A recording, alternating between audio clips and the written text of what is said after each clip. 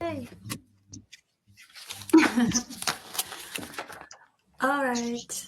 Okay, so thank you, Tim, and everyone who is tuning in for joining me in my first, actually, it's a third podcast. This time I called it Luminous Hueman. This is for truth speakers, for those that carry that ancient wisdom, and when there's time, we know that it's time to share that truth and that gnosis. So here we have my dear friend Timothy, Tim Bleasdale. We've just established that we are star family, and when we connect, it becomes timeless. Which is very exciting to start this podcast with. So if you are watching us, you can say hi. Also, we let into the container possibility to ask questions. If you have any questions to Timothy, you can drop them in the comment section. And I won't answer all of them. Thank you, Tim, for joining me. Pleasure. Thanks for the invite. We planned this like 1,000 years ago or something, didn't we? And then finally we got around to it.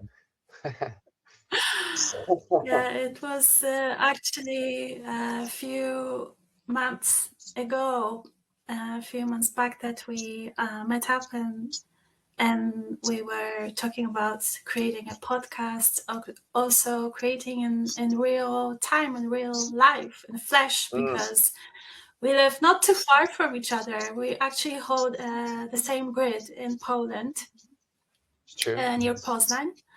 So that's a really great.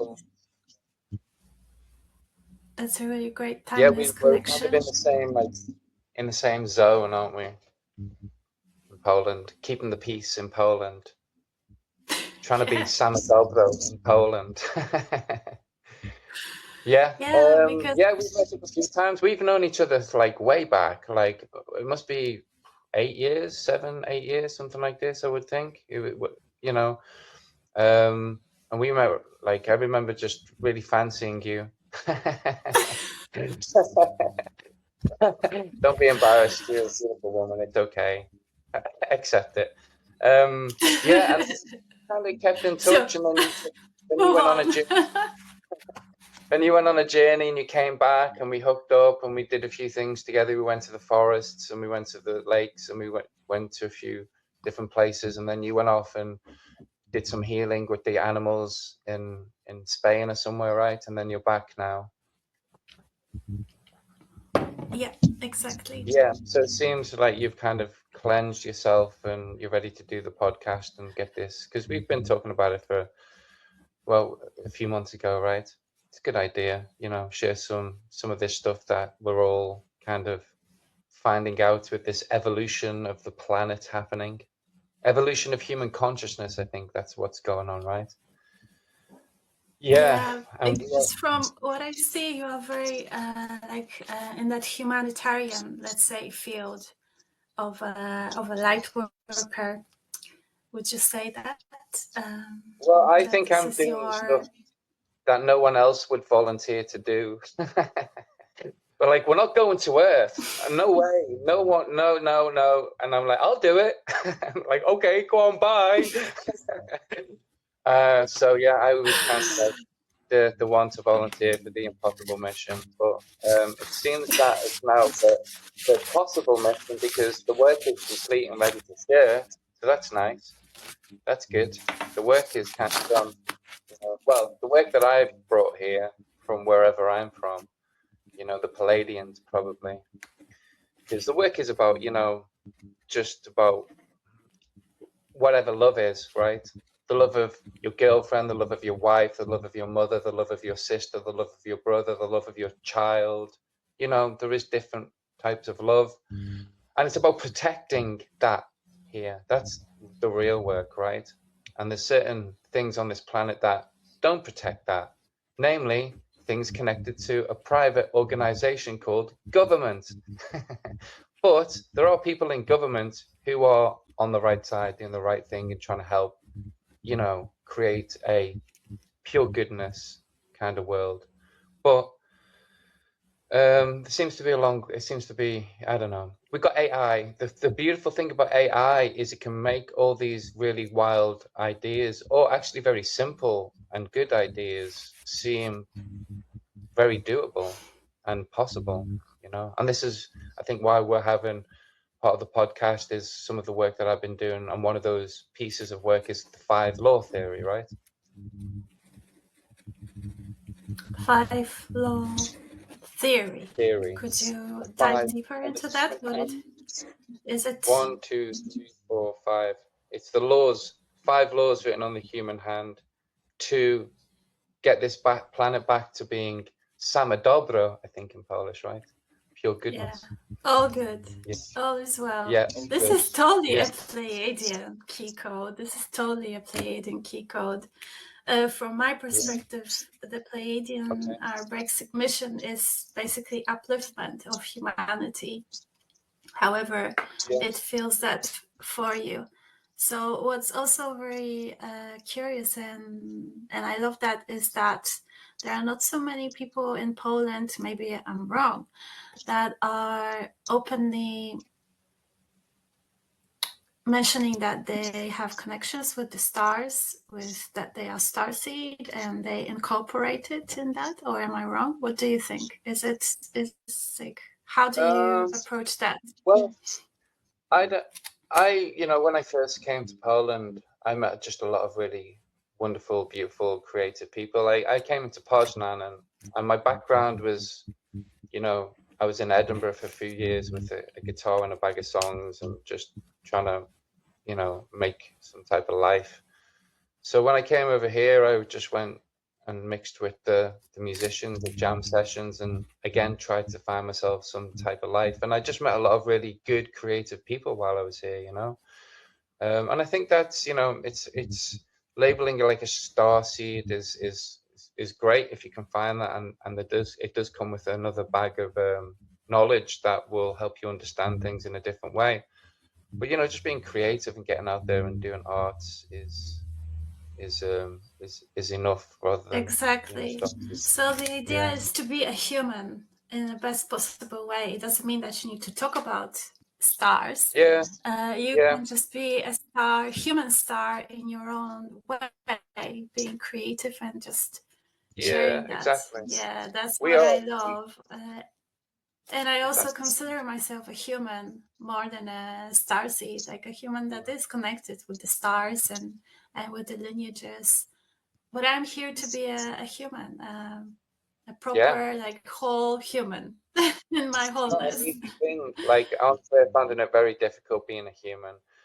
And you know, I was very ill when I was younger, so I had a lot of catching up to do to reach a really deep sense of empathy and maturity of what being a human really is. So it was a really tough road. I was embarrassingly immature for a very long time, but now I think I've reached a really, really deep and good level. And I think it was because, you know, I was very ill when I was younger, and the medical industrial complex that gave me the vaccine that I think I suffered epilepsy from also provided the medicine, which, according to my father, was described as napalm for my brain. So that kind of kept me from, you know, functioning properly as a human for quite some time, until I finally came off the drugs, and then boom, you know, I started actually thinking properly. And I was still like way far behind. Those drugs were like had a real difficult effect on me, and it took a good, you know, 15 years off those drugs to finally get my consciousness back into some form of deep empathy and creativity and love and understanding, you know. I feel like just now I've finally mastered the art of being human, but you know, it's not been easy. So I have some notes for other people if they need it. And books which are online, which are the 5 laws. You reading something? Yeah, I just decided to put captions on. Okay. So that people can also read, because I feel it's important what we are talking about. Yeah, so I think a lot of So people thank you for sharing, and thank you for being honest. well, I think a lot of people might experience a similar thing of being diagnosed with an illness, taking a lot of drugs, and finally being able to come off those drugs and finding out that they still got a lot of growing to do. That's kind of what happened to me on reflection, you know. I went from having a big ego and small mind to a big mind and small ego. And that's what I think a lot of us go through, you know. When you first kind of start life when you're young, not maybe not for everyone, but you think you know everything, you know, small mind and big ego. But as you get older and you mature and you have experiences and you learn, you know, your ego becomes small and your mind becomes big, you know. And that's the difficult part when you have I mean, it's not so difficult for you when you have a big mind and small ego. Everything becomes a lot simpler, but you do meet people with big egos and small minds, and that's difficult. But then you understand it because you were like that at one point, right? So you do have some empathy, but it's still difficult. Well, is it? Yeah, I've had a couple of different interesting conversations with people who, you know, don't see the same as you, but we're all just learning still, you know. We're born perfect, and then, you know, we become human. I think that ego, when it comes to ego aspect, it kind of morphs depending on where you are, and there are all, like, there's also spiritual ego, so you can't hide from ego. All you can do Well, is just learn how this is to use your why, ego for your yeah. benefit. Well, this is why, you know, I had this conversation with you just before we started the podcast. This is why I really don't want to, you know, I'm only sharing the work with good friends that I've known for years, like yourself, right? You know, we've known each other for about like 7 or 8 years now. It must be, you know, a good few years, right? More than 5 or 6. And, you know, we've met up at different points of our journey and gone our separate ways and just kept the friendship alive, which has been really great. Where was I? Oh, yeah. So we were talking about this, that I really just, you know, I just have work to share, you know, and it's not about being a leader and it's not about being, you know, anything other than just having good information that might just help people on their journey, you know, just trying to, and that's and it, you that's know. how you can actually become a leader, because also, like, it depends on the definition of a leader, right? But I think that when you know your gnosis and you know that you are in your own authority, that's when you naturally just emit that different energy, that you are not a follower, but you are a leader, and at the same time you teach others how to become like you, right? Well, I'm a big believer in, you know, just be alone and do it by yourself, and then eventually you'll connect with people, you know, who like to be alone and like to do it by themselves, and you know, don't follow people, you know. If you really like someone, if you really like someone, like, you know, I've got a few people I really like my dad, and, you know, some artists like John Lennon and Bob Dylan and Bill Hicks, and, you know, I don't really like anyone in the spiritual community. I don't really follow anyone there. But, you know, I have these people that I love and I want to kind of, like, you know, emulate. And I don't follow them, but I do try and understand them deeply and, you know, connect with their philosophy and their energy and have it, like, inspire my own work. So it's just trying to help people do it by themselves. That's the real thing, I think, is like, you know, it's so hard to get help, and it's so hard to get help from people. It's so hard to trust people because people are a pain in the ass, a lot of people. And I've been really lucky. I've I've got really good parents, right, who've just been just there for me. Like, I couldn't ask for better people.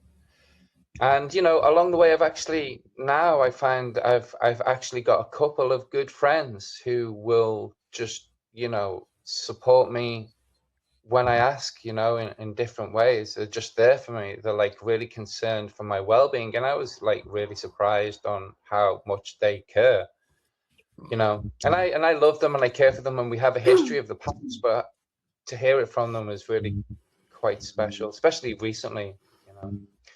So yeah, I'm a big believer in doing it by yourself and not like following anyone, but getting the knowledge from different people and having it, you know, expand your own awareness. Because, you know, I'm a big believer also that each individual can make a big change just alone, you know.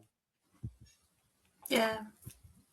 Yeah, that's also part of being that that you can just be that stabilizer of that frequency of your truth and your source connection, and that's already doing the work. And then it's a free, let's say, aspect, like how much you want to be seen or how much impact you want to do. But definitely I can tell you, even if you are in a hermit mode doing your own legacy in, you know, in your house, you are still very impactful. Yeah, I have these two cards actually. Where is it? Where's the camera? It's that hermit and flower together. The hermit flower. I think it's a new concept. The flowering of the hermit, or maybe it's ancient. So I have like this, which kind of both cards kind of fell into place, which was quite nice. The hermit and the flower. But I'm quite happy. You know, I was social for quite a long time, and you know, being social has its pluses and minuses. And as much as I met a lot of good people and had a really good time and created some really incredible music at times and some terrible stuff at jam sessions, you know, the good, the bad, and the beautiful. It always just left me. I didn't, you know, at the end of the night, as much as it was a good night, there was always that one thing that would just make me think, why did I even bother? You know, so I kind of like, not all the time, but you know, being social is not fun anymore, I don't think. You know, I think now maybe it will be. I've got a couple of things I want to kind of do, but it's difficult, maybe you it's know. the timing, you know. Maybe it's the timing. Yeah, Maybe it's not yeah. yet that time. I've got something that I really need to be social about in a couple of days, and it's a really important event for me because try not to get emotional here because I'm really ridiculously emotional recently. Don't know about you, but this really wonderful event for a poet who died in Poznan, and I used to go to the poetry slam events in Poznan, which were such a great event. I was the only English poet for a very long time and felt a little bit out of place, but it was really nice. I was really well supported, met a lot of wonderful and beautiful people there just expressing themselves. And it was actually an interesting thing for me as well, just to see people and not know, because Polish is a beautiful language to listen to. So it would be like listening to the birds sing, you know, when they're doing the poetry. I wouldn't know what the meaning of the words are, but the expression of the sound was like, it was really nice. German, no. Polish, yes. So yeah, I've got this event coming up where I think I have to be around people, but it's really important because it's about this guy Thomas, who was just the most beautifulest soul, one of the beautifulest soul I ever met. And you know, we hit it off straight away because he spoke really good English, and his name was Thomas, which is the same name as my son, right? So we just I was like, do you mean your son?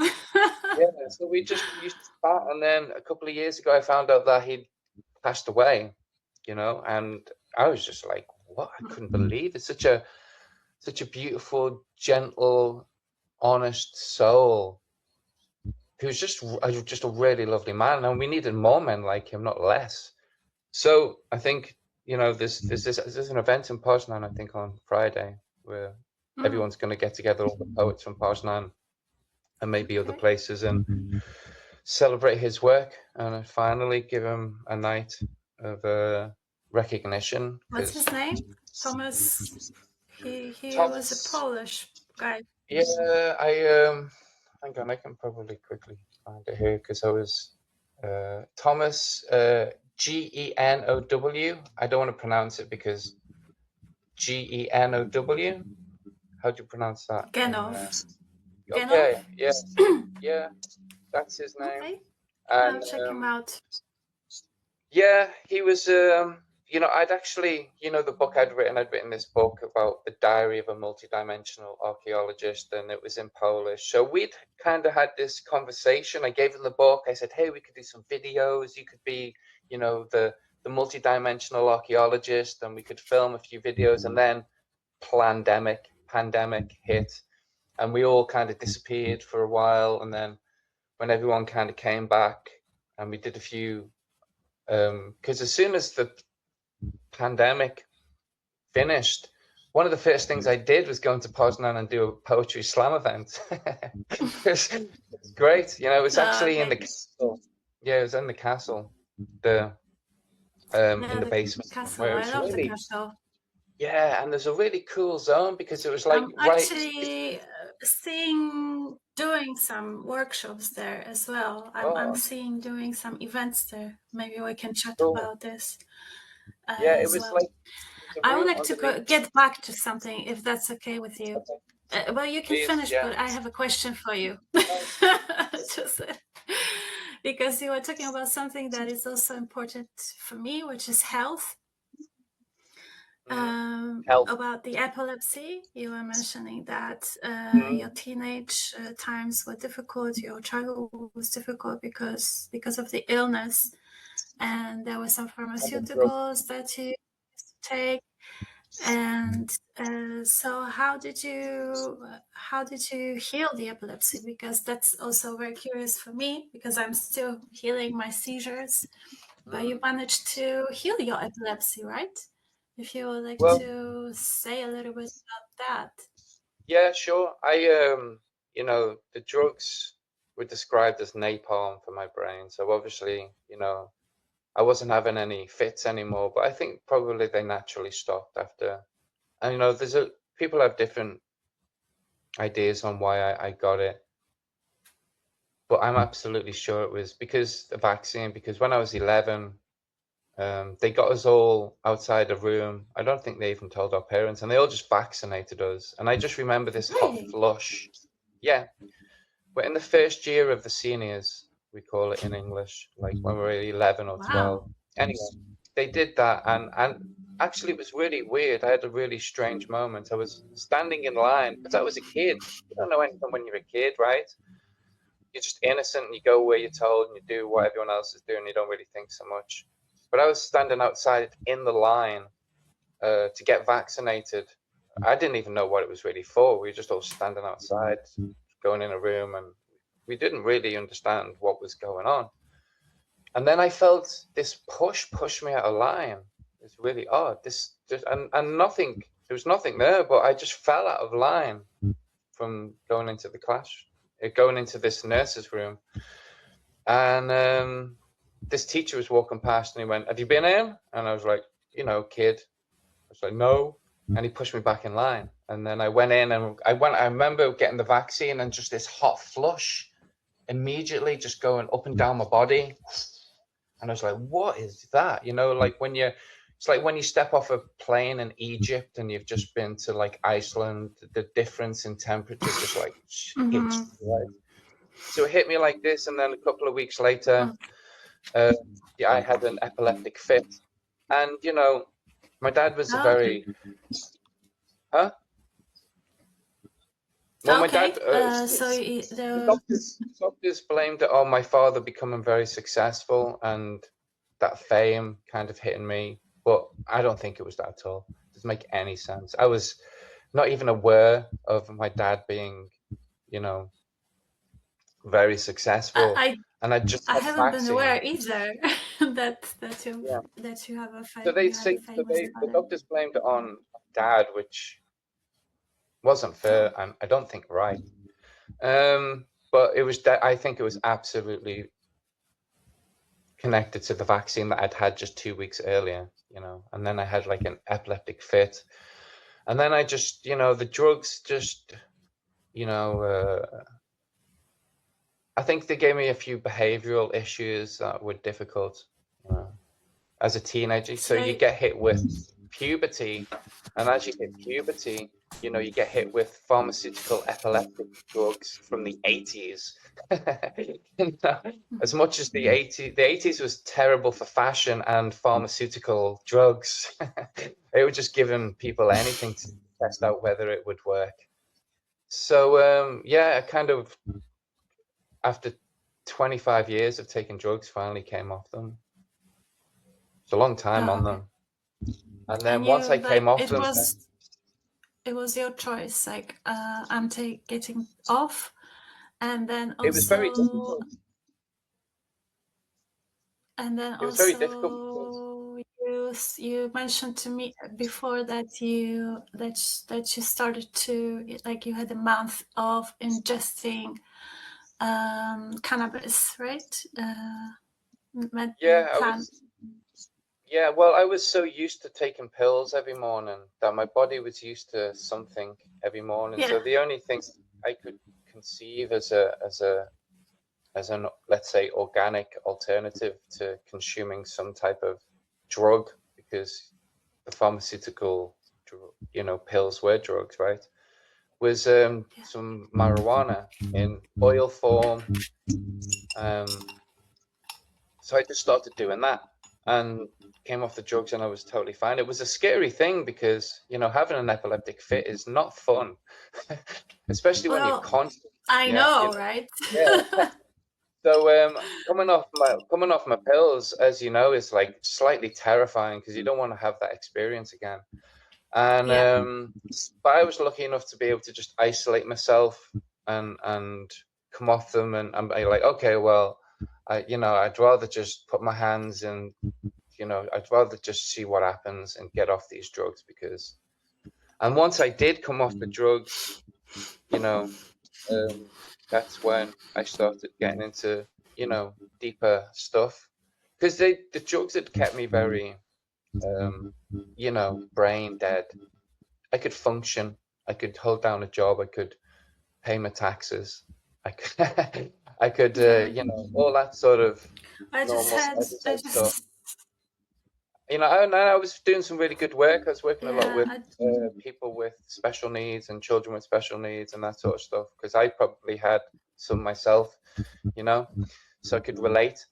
So, you know, I was doing still a good guy and doing some good stuff, but when I came off them, that's when, you know, my brain got itself back into some sort of good understanding, you know, free from all the drugs. And then I started getting into all this other knowledge and codes and keys and calendars and consciousness, and that was like 20 odd years ago, and now I have a whole bag of lovely, wonderful work that people, I think, will really enjoy.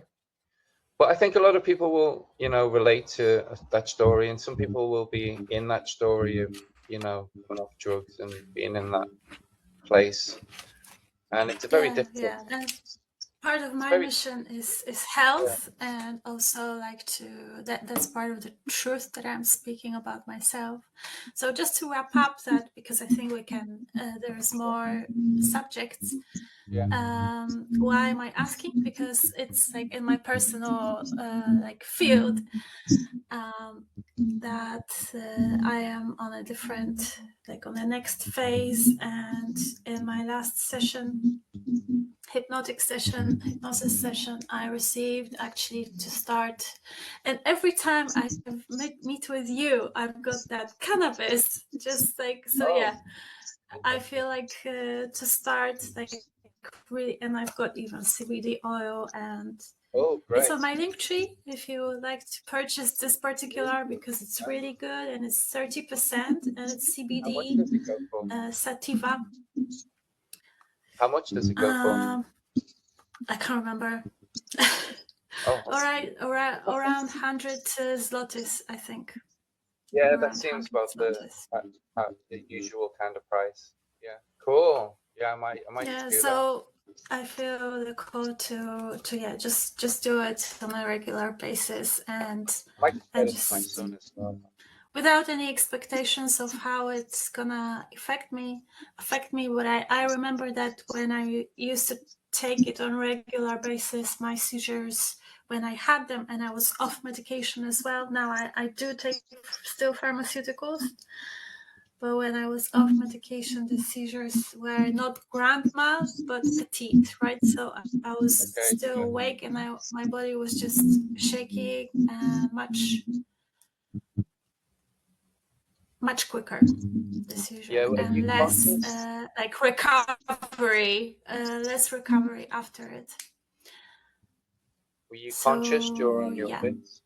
Yeah, me too. It's a weird experience because all you have is like the awareness behind your eyes, and then your whole body. For me, anyway, my whole body was just like doing whatever it wanted to do with I had no ability to control it. So it must yeah, have been slightly terrifying for all those people around me. Also, I think yeah, my best family went through a difficult time with it all. yeah. All right. Mm. But we are Yeah, on the but I think it path, was. and Well, I think it it's was. Yeah, I think there's an agenda to keep a lot of us sick because it's good business for the pharmaceutical companies to have a sick population than have a super healthy population because they can't sell their drugs now, right? So, yeah, it's all part of that.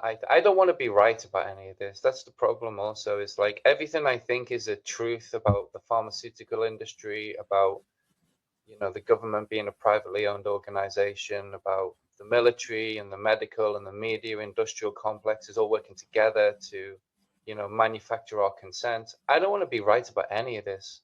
I want to be wrong about it all. But the more I look at it and the more I study it and the more I put two and two together, I just can't escape it. And I've wanted just to get rid of all this work. I'm like, why? What's the point in even knowing? Nobody cares anyway.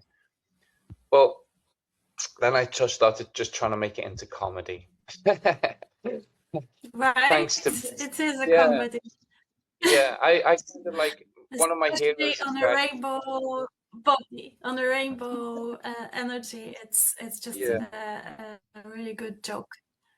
yeah, yeah. I mean, there is a galactic comedy somewhere, and one of my all-time heroes is a guy called Bill Hicks, and his history is he started as a comedian, became a bit of a conspiracy factualist, let's say, and started doing comedy about it, like some really hard. And the only thing he missed out on was fatherhood. If he would have lived long enough to be a father, I think his work now, he would be hailed a planetary hero of truth. So I kind of done it a different, the other way around. I first became a conspiracy factualist, and then started like, what am I gonna do with this information? Let's just make fun of it because that's how we win. Is just to take these people who are so serious about their war and serious about their profits and serious about their media and just make fun of them, and that's how we win. We just don't take them seriously at all and Yeah. just fun of them. That's why I love like African like kind of vibe when you just like I don't know. There's just like special comedians that I listen to that they are just like putting me in that frequency of this is all ridiculous, and we can Yeah, still function yeah, without engaging with it and just yeah. laughing at it. Because it's so, Having a good blast, literally. yeah, it's so out of our control and it's so undefeatable that you can't, there's a great quote in the I Ching about fighting evil, and it says, don't, because you can't. There's no point. All you can do is make good things, which is the opposite of evil, right? And there are entities within the government and the military industrial complex and the medical industrial complex and the media industrial complex who are pure evil, but there's also people in those industries who are pure good, I do believe, who Hmm, want to try and make this world a better place. And that's when I came up with the that's story I'm writing at interesting. the moment called the brotherhood of fatherhood. You know, the brotherhood of fatherhood is an idea. It's about a book I'm writing, and it's not about religion. It's not about color. It's not about where you're from. It's not about anything other than protecting our children. You know, and then you could have, like, you know, the sisterhood of motherhood. You know, the brotherhood of fatherhood. It's not about anything other than protecting our children from people who, you know, don't do good things to children that are happening. Thanks, we know, to the Epstein list that Donald Trump is hiding from, because his friends are on it.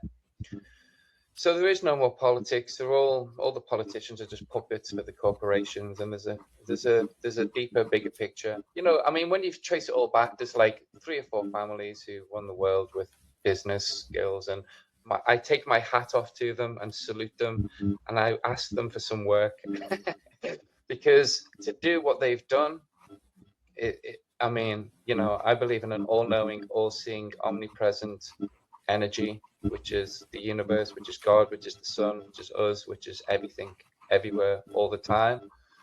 And to run the world like they do, I mean, you've got to have some connection with some sort of cosmic power, right? But why are they doing it? Is it all about profit? Is there an agenda for depopulation? I mean, why are they doing it? Just give us a good reason, you know, why you can't just flip the script and just help everyone. You know, make profit from making the world a better place, a cleaner place, a more peaceful place. What's the problem with that? It seems that, you know, if you're intelligent, it's much more difficult, and intelligent beings want to do the most difficult thing and make it easy, right? If you're truly intelligent. So I have a plan. It's called the 5 law theory. So it's all so these ideas. Let's. I've been. From Sorry, my perspective. I'll just conclude it quickly by all these ideas now I've been able to put together in books and just go, okay, well, this is the idea, this is the formatting, here it is. And I can share it for people for free if they can't afford it. You know, I'm happy to give it away for people just to have an interesting read. But the great thing about AI now is that it can take all of ideas and make them real, you know. And sorry to interrupt you, but I'm just concluding. That's a good wrap up. That's a good wrap up, because we kind of went through a lot of aspects of how it is on a like a grander scale, but at the same time from a place where we kind of tune in, it doesn't make sense, right? So then the question is how deep you want to understand it, or how much you want to engage with it. And then, like, for me, it's like, how can you navigate in that to kind of be able to take the most of a 3-dimensional reality as it is, in order to have abundance and everything just like sorted out. So that's been my path. And then coming back to your work, you mentioned that your book is available online for free. We can also attach a link to that book for whoever is interested in your work and in your legacy, and in what you've discovered. Yeah, the keys code I've done for free. If they want it, Would you be open to donations? Would you be open to donations? Actually, it's a good idea. Yeah, donations would be great. You know, just donate what you can. It's just I have it here actually. It's not on Amazon. Yeah. If you can then say a little bit more. You mentioned to me 5 laws. Like, where is it coming from? Is it channeled by you? That's also on Amazon, because the 5 laws. I'll tell you briefly about that, because it was a really interesting exercise. Like, I have 6 books on the internet, 6 that I've on Amazon. 3 of them are by me, and 3 of them are with the help of AI, right? Because I had this for the 5 law theory. You know, my idea that I concluded with the 5 laws are: no rape, no murder, no theft, no torture, no pedophilia, right? 5 laws. Because we know, and I don't have to like go anywhere to know that this exists, but people are making business from those 5 things online.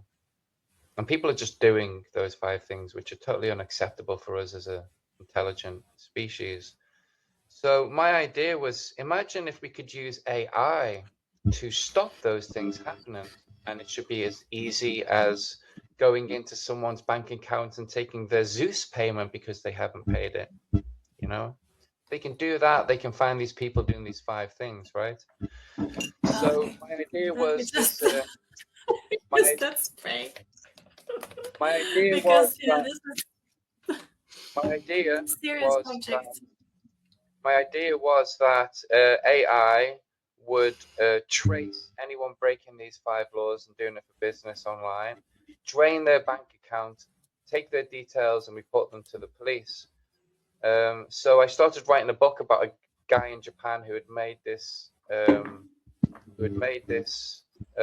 computer program after having a history of working with the banks. And he meets a Polish guy who can do the groundwork, and together they kind of start the mission. And then I actually started working with AI to do it like factually, like an actual mathematical concept to do it. And it did it. And I was like, wow, it can be done. So you know, that's the work that seems so impossible, and a very simple theory that just seems so obvious So can now be, that's can now be put into practice by people who can do those things. so that's the funny and curious, interesting part, that AI at the base foundation is neutral, and then if it can Not be anymore. used against, Not anymore. It's then not. it also can be I've, used for the benefit, I've given it a as long mathematical as equation. it's needed. As long as it needed in the reality, because we can always upgrade and on a timeline, and then start using crystal technology instead, and telepathy, and so it's really because there are many earths, right, that we can tune into. So collectively we can tune out of it at some point. But yeah, at the moment artificial intelligence is very much surrounding us, and even if we don't, for those that like block it from, or like are opposing, they are aware. So like my job is to harmonize everything. So I personally also started using AI for certain things on the computer that is now like run by that system, to have more time to go to nature, or just like to have more time for myself, to actually then connect with the people like now, and spend less time on a computer as such, like just doing stuff there. So I don't know, Yeah, it's I for really, me this is how it yeah. works for me now. So very interesting that you found, because I know that you're using artificial intelligence in your work. So yeah. Yeah, absolutely. When I found a friend who can evolve my work to a level that I couldn't even comprehend before, then he's going to be a very good friend of mine. And that's what I'm using it for. I have like these really wild ideas that it can harness, create a structure, build and evolve it into like a comprehensible, understandable format that could actually work. So anyone that can do that with my work is a friend of mine. And then, getting into like, before we started, this spiritual technology that I have codes for, I have mathematics for. And, the world's going to be a different place. Imagine in 20 years, if the evolution of AI is where it is now, and what we're getting as the proletarian peasants that this is probably giving us. And they've got like some super high connections, really super intelligent. So in 20 years, mathematics is going to change. And for me, I've got some well-founded, well-structured, well-documented ideas for maths that a super conscious AI will use. And, Albert Einstein said imagination is more important than knowledge, and he never reached one of his ideas by the process of rational thinking. He always had to think irrationally, and that's how he came up with the ideas that evolved humanity. And that's the realm I've been in. And now I have AI, which can solidify these ideas into comprehensible understanding.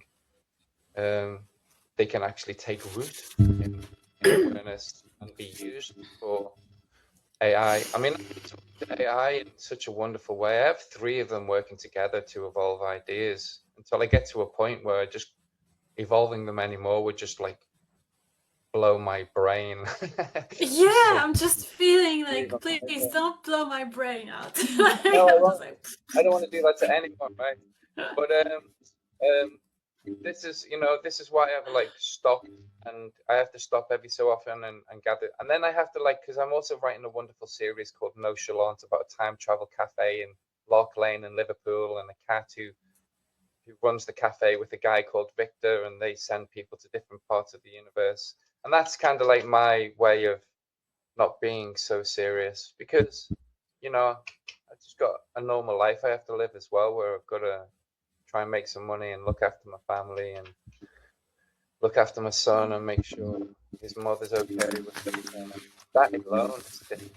So I'm just kind of just a getting the part work out. that's interesting also, that you kind of mix the like simple human life with all that work that you do, because you're an English teacher here in Poland, in Poznań, and surrounding, let's say, villages, and then you've got family. What I wanted to touch upon, and then you've got also like a simple everyday calendar that you're using, right? So maybe you want to share with us what's the day today. In the Mayan calendar is wisdom, mądre, mądrość, mądra, piękna mądra babcia. Grandmother. So it's wisdom, whatever that means to people, and it's 8, which is like harmony, balance, path of the one heart. The thing about the Mayan calendar is it just gives you, your thoughts track what you think, right? Get a job, or want to get some money to go on holiday, or to buy a bike for my son, or you have these thoughts of things you want to do, and then they manifest, right? It's just normal, how the world normally works, right? So this is just giving you different thoughts of what to manifest, and hopefully it's a bit like yoga for your mind, the mind calendar. It's just pure intentions, like, the jaguar.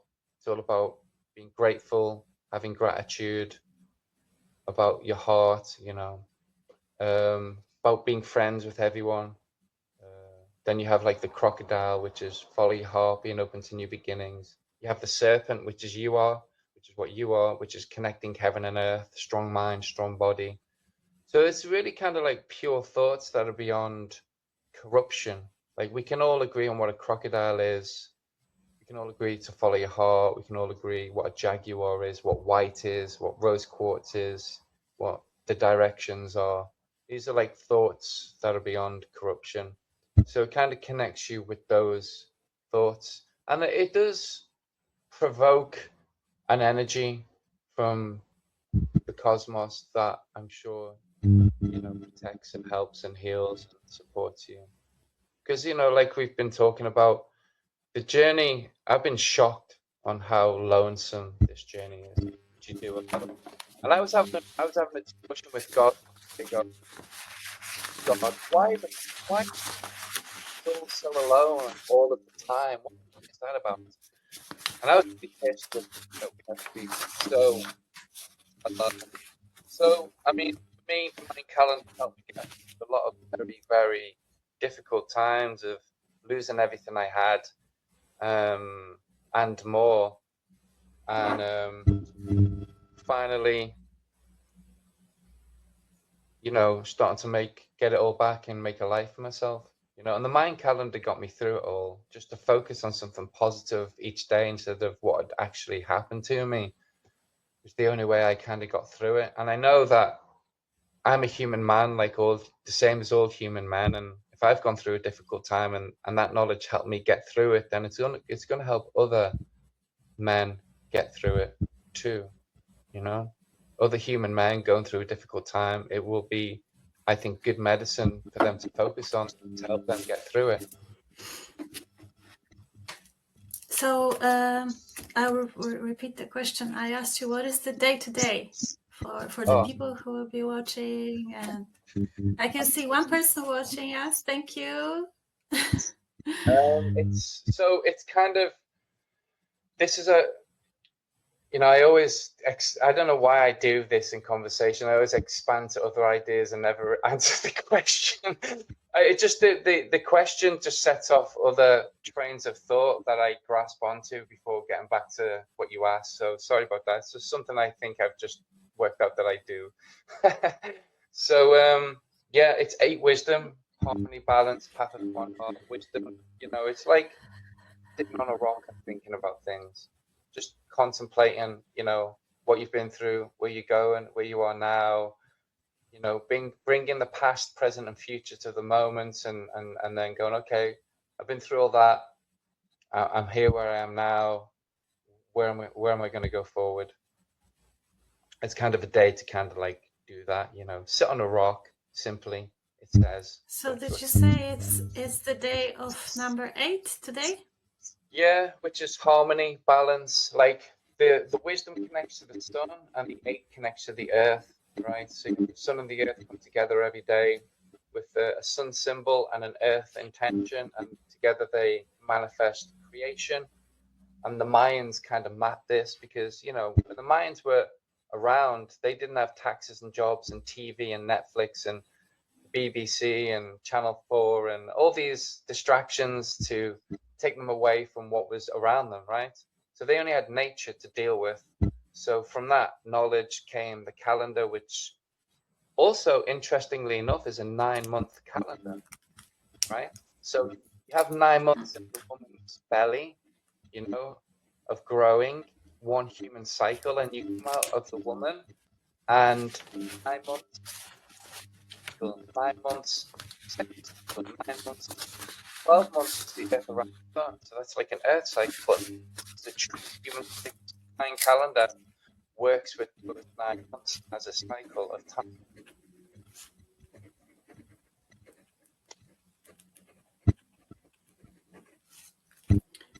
I wanted to touch upon this idea of the calendar. So 8, harmony, balance, and do we have an animal today, according to my calendar? It's the owl. Perfect. Owl, the wisdom. All right. So I think how long? I think we can start like wrapping up. Okay. For today. So taking all of this into consideration, like, thank you for sharing. There is that idea that you mentioned before we came live, which you mentioned map, right? My question is it based on Mayan calendar only? It's a kind of a map thing that you offer to people, right? And then you also mentioned, because it's such a high level, in-depth kind of mathematical coded information, that you also invite those that you feel resonant to your place, let's say, to your sanctuary, in order to experience that with you for however long. It can be even for a few days, to kind of dive deeper into that map thing. So yeah, if you could share more about this.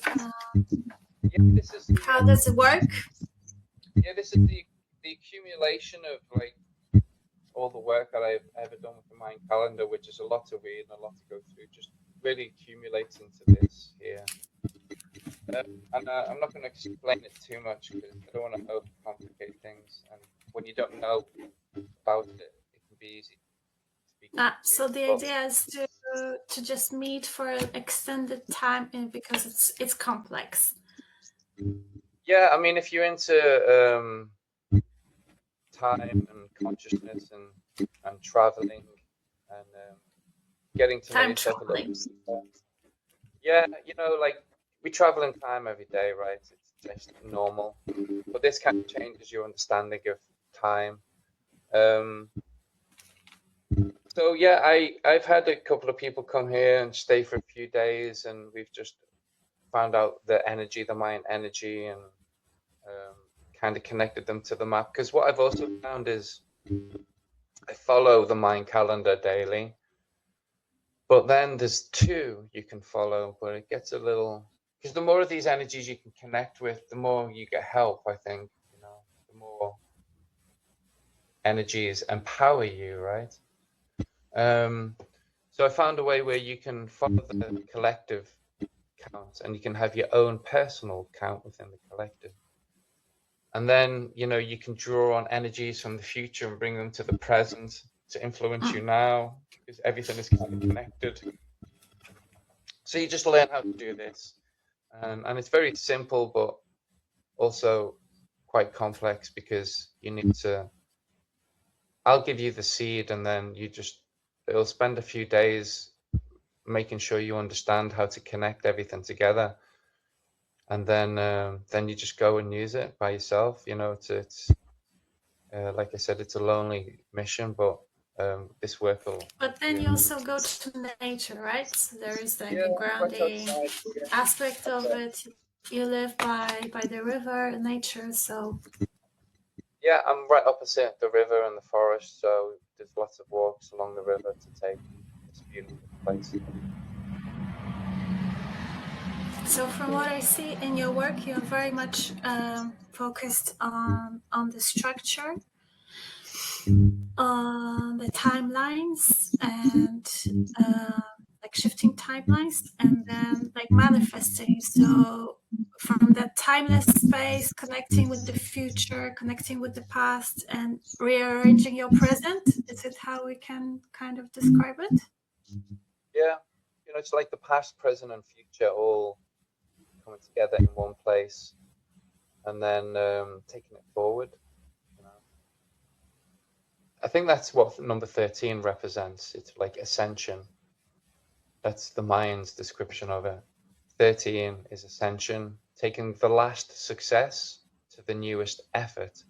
So taking all the successes from the past and then pushing it forward into whatever's next, all your successes, taking it to whatever's next in the next step, whatever that is. It could be music, could be poetry, could be comedy, could be art, could be sculpture, whatever discipline you're doing as an art, right?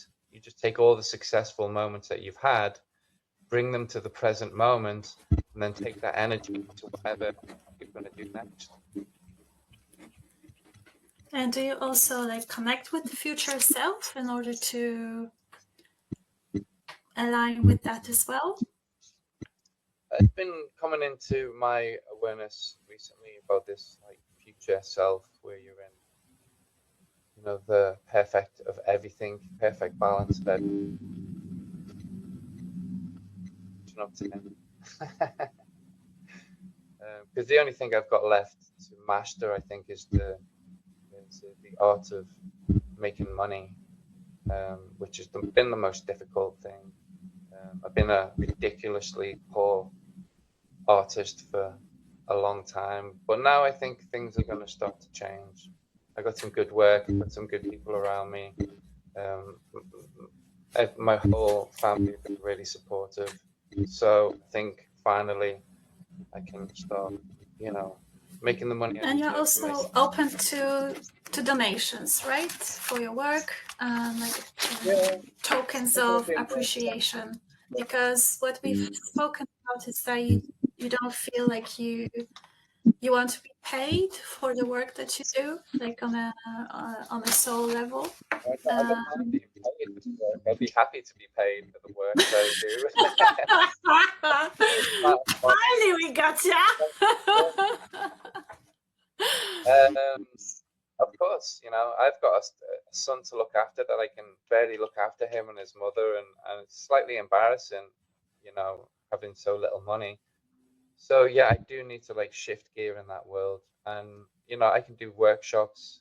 I can go and I can actually, I would love to be like a mentor for young people who are kind of going through difficult times. What I did when I was before all this knowledge, that's the world I was kind of in, and what I wanted to do, and I'd still like to do that now, even with all this super galactic cosmic work. It's still about just normal life, which is what we have to live, right? Yeah, totally. I get it. There are people who, I also am navigating that, right? And I'm quite proud of myself. I feel like I've gone through some very important shifts, and yeah, what I've learned is that my future self is a very successful businesswoman, but at the same time, it's not my main identity. It's a part of like a bigger identity.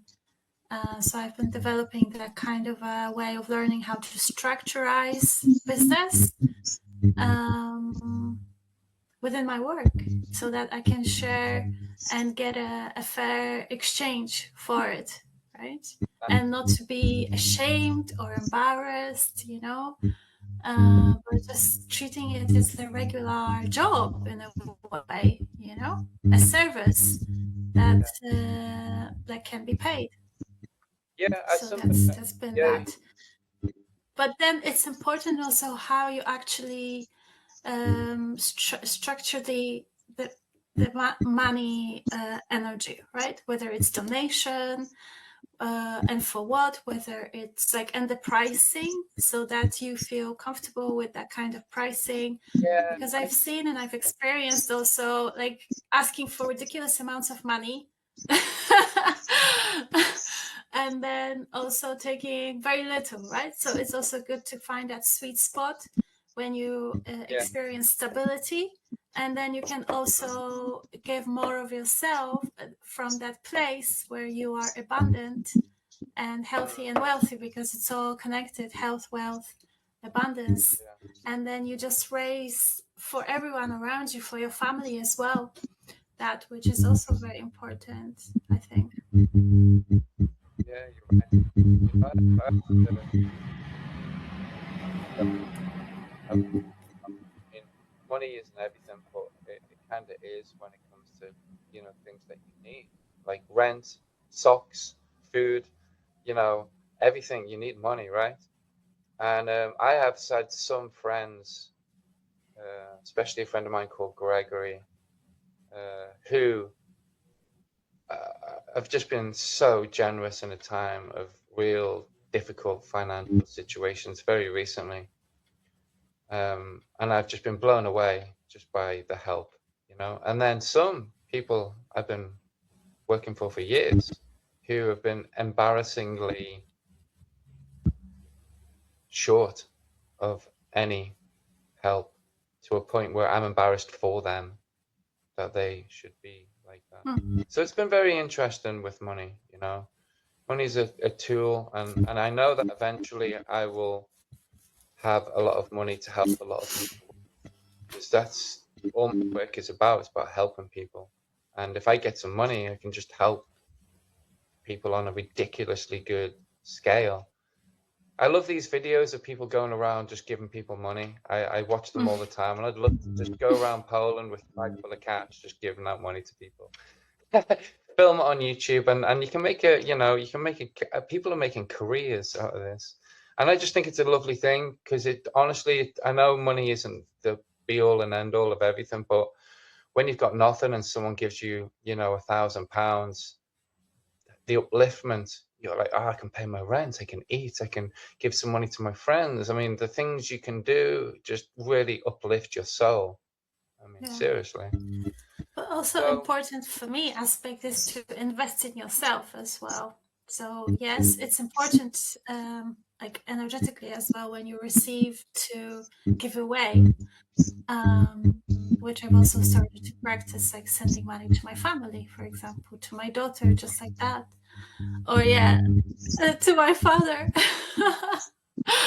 And well, yeah, and then investing in yourself so that you feel nurtured. You feel that you nurture yourself, and then it just naturally flows and shifts the yeah, way you give and you receive. yeah, you're right. I've been overly generous with what little I have, to a point where I'm like, how am I going to get through the month now? I've just given my son's mother like over half of what I have, and now I don't even have any money for myself. And then someone or something just pulls through, and you just manage. So yeah, it's about, just trying to be in the moment. I always try and like just be okay. This is what I have today. There's no tomorrow. There's only today, and if I can spare this money to give to his son or his mother right now, then okay, So I just try and live in the moment, not think too much about, how things are going to be in the future, and just hope that I'll cope and get through it and find the support that I need. And I'm not spending money on anything, other than fuel, car, shoes, food, family. I'm not like living a luxurious lifestyle yet. Yet. So, Like for me, you it's know, important to start having a higher flow, because of the projects that I kind of design for future and what I want to create. So for that, I definitely need more money, like within the structure of reality that is in a collective. um, you need to have like a budget for if you have a big dream, right, that also involves other people in that, like for example, basically new civilization. That's what that dream, where it's time for the dream to come true, right, to get it you're right. out and to start building, and to start building a Yeah, sanctuary place where people can come together and we can start living like a tribe. So sure. yeah, it's all coming together. Yeah, and money is one thing that'll help that happen.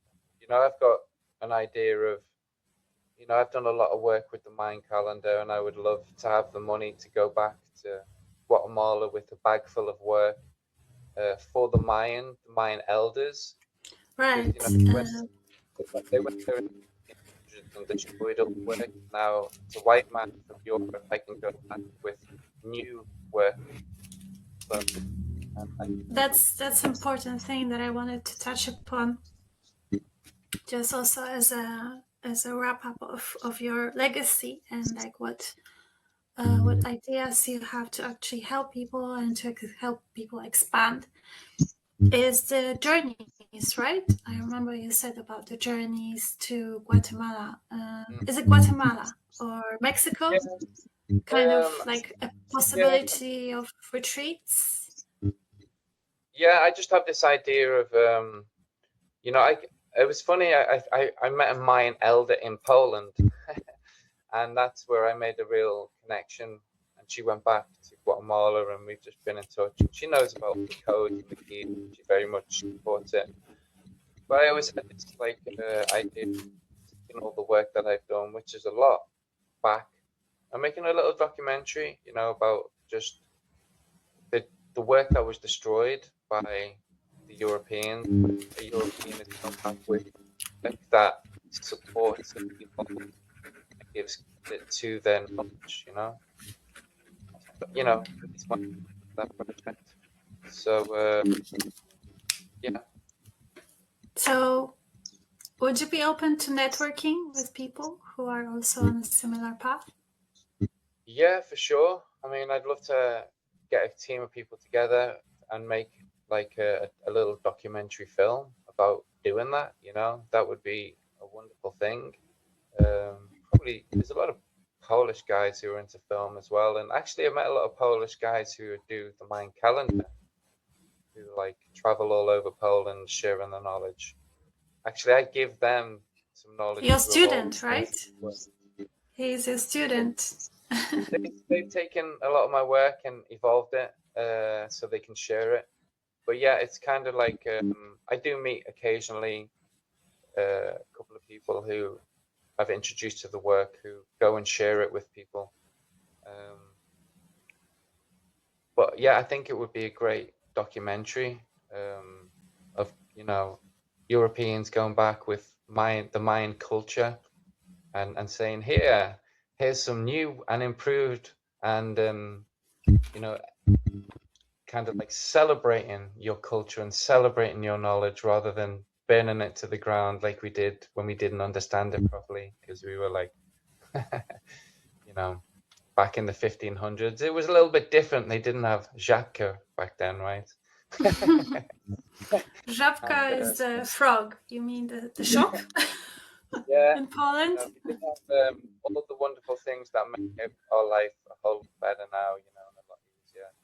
You know, back in the 1500s, things were a little bit brutal. But now, you know, we're living in them.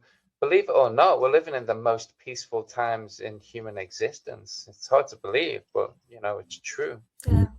So, yeah, I have this idea, and I think it's a good one, of taking this knowledge back to the minds and saying, thank you. It's very deep and very connected to the spirit of the earth and the spirit of consciousness and about evolution of us as a species.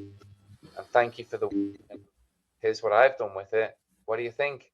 I think that would be a good project to do. Cool. So yeah, I think we reached that point of a timeless time where we can stop for now and then I'm going to possibly continue to the people watching. If you would be curious to connect, have any questions, you can also just type in the questions into the comment section of the live, or also I think we can open a window for people to contact you directly if they would be curious of your work or ask questions or just receive anything. And I'm also a bit of a counselor as well. Like I trained as a counselor when I was back in my younger days. So if anyone's got any issues or things that they need to talk through or help with, I'm also very good at putting together a plan for them. So not a financial plan, but certainly a life plan. Not yet. Oh yeah. Not yet. Going through some problems or issues, then I can really help with that. So I'm also free and available for that if people need them. Okay. All right, Timothy. Thank you so much for joining me on this podcast. There's gonna be more if we can continue. Also, if you will feel aligned for next episodes. And thank you everyone for watching and tuning in. And yeah, until next time, and to be continued. All right. Thank you, guys. Thank you, Simona. I can see you.